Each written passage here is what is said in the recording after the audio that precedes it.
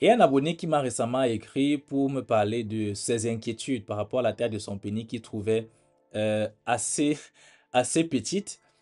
Et donc, il voulait savoir, est-ce que c'est vraiment le cas? Est-ce que son impression est vraiment réelle? Qu'est-ce que la science en dit? Et est-ce que ça peut causer un problème au niveau de son activité sexuelle ou encore au niveau de sa fertilité? Est-ce que le fait donc d'avoir un petit pénis peut être un problème de santé ou alors un problème de fertilité? Je vais donc répondre à ces questions dans cette vidéo, dans cette courte vidéo. Et je pense que beaucoup d'hommes se posent aussi la même question. Alors, avoir un petit pénis, est-ce que c'est un problème? Si oui, en quoi est-ce que c'est un problème? Il faut déjà donner quelques définitions et repères scientifiques sur la question de la taille du pénis, qui est une question euh, assez, parfois assez pertinente, surtout pour certaines femmes qui peuvent parfois se plaindre de la taille petite ou de la taille trop grande. Alors, la taille du pénis, il faut le dire, il n'y a pas une taille standard du pénis, une taille mondiale. La taille du pénis varie énormément d'un homme à un autre. Donc, ça varie énormément.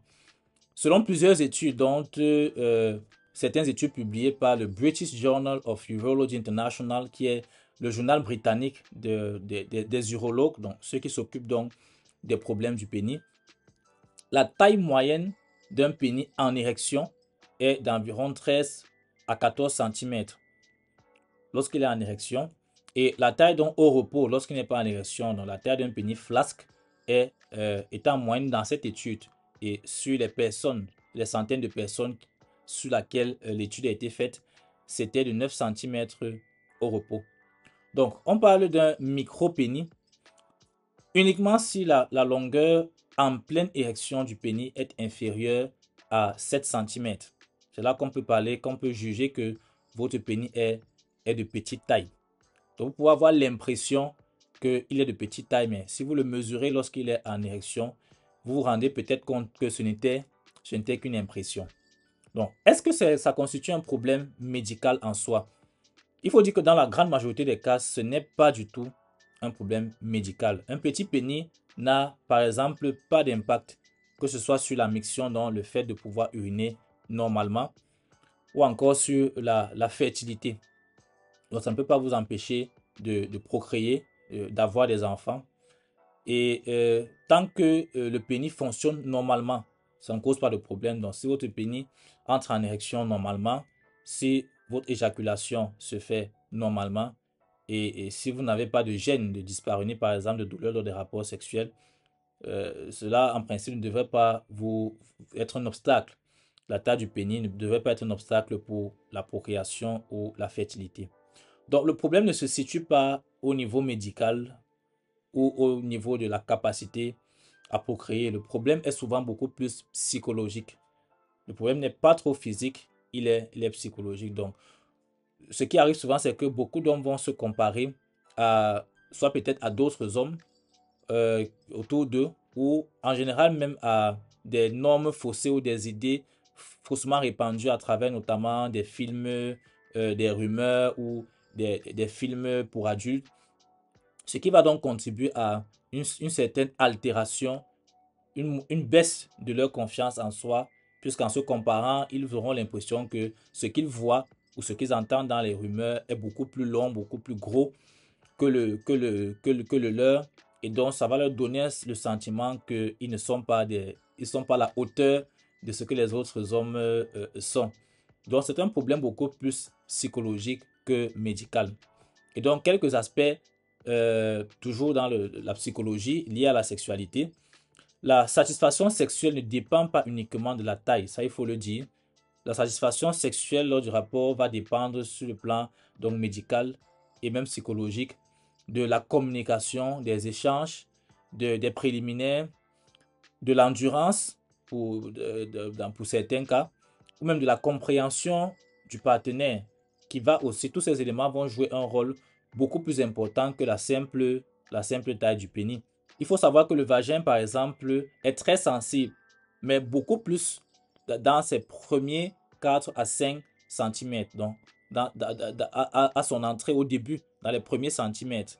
Ce qui veut donc dire que la taille du vagin, la taille, pardon, du pénis ne va pas, même s'il est court ou moyen, ne va pas causer, diminuer ou empêcher à la femme de ressentir du plaisir, puisque ce plaisir sera ressenti, pardon, justement dans les premiers centimètres du vagin. Et donc, les complexes qui sont liés à la taille du pénis peuvent créer de l'anxiété, peuvent créer du stress et cela peut impacter la performance sexuelle ou même peut conduire à l'évitement sexuel, à fuir les rapports sexuels. Mais ce sont des éléments qui peuvent être donc gérés par un sexologue ou un psychothérapeute. Donc, quand est-ce que vous devez consulter? Vous devez consulter si la taille de votre pénis est vraiment anormalement petite.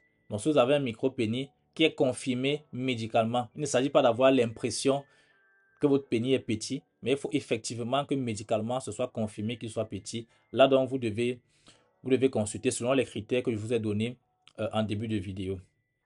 Si vous devez consulter si vous avez aussi associé à cela des difficultés à uriner, des difficultés à avoir ou à garder, à maintenir une érection, ou si vous avez une détresse psychologique importante. Donc il serait intéressant de vous faire consulter par un urologue ou un andrologue qui pourra donc mesurer correctement la taille et vous rassurer, se rassurer de poser un diagnostic de si effectivement vous avez un micro-pénis ou pas et vous proposer donc des options thérapeutiques qui pourront vous permettre de résoudre ce problème au cas où effectivement le problème est médicalement avéré.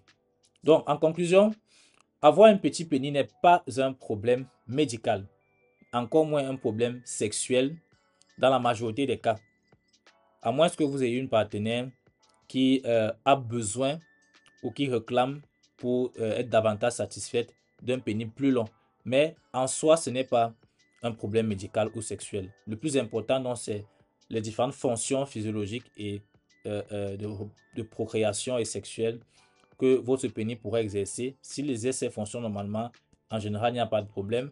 Le plus important aussi, c'est de garder la confiance en soi et d'avoir donc une qualité avec votre partenaire, une relation avec votre partenaire de bonne qualité. Ce sont autant d'éléments qui vont donc favoriser une bonne vie sexuelle. Je vous remercie d'avoir regardé cette vidéo. Si vous voulez en savoir davantage sur votre santé, je vous invite à vous abonner à ma chaîne YouTube et à liker, à partager cette vidéo autour de vous.